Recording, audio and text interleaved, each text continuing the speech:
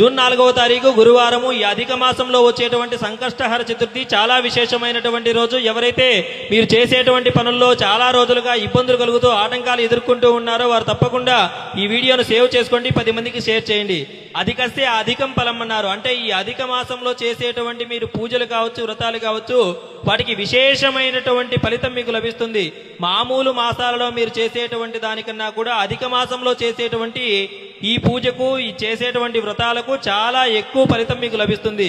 కాబట్టి ఈ జూన్ 4వ తారీఖు గురువారం రోజున తప్పకుండా మీకు దగ్గరలో ఉన్నటువంటి గణపతి దేవాలయానికి వెళ్ళండి.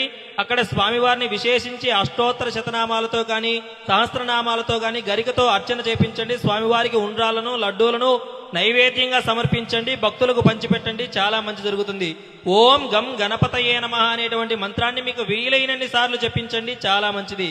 అదేవిధంగా ప్రతి ఒక్కరూ కూడా సంకష్టహర గణేశ స్తోత్రాన్ని తప్పకుండా పారాయణం చేయండి. ఈ రోజు చాలా మంచి జరుగుతుంది. ఈ రోజున మన దైవానుగ్రహం పేరు తరపున మీ అందరి కోసము మీ గోత్రనామాలతో మనం విశేషంగా గణపతికి గరికతో సహస్రనామార్చన పూజా కార్యక్రమాన్ని కేవలం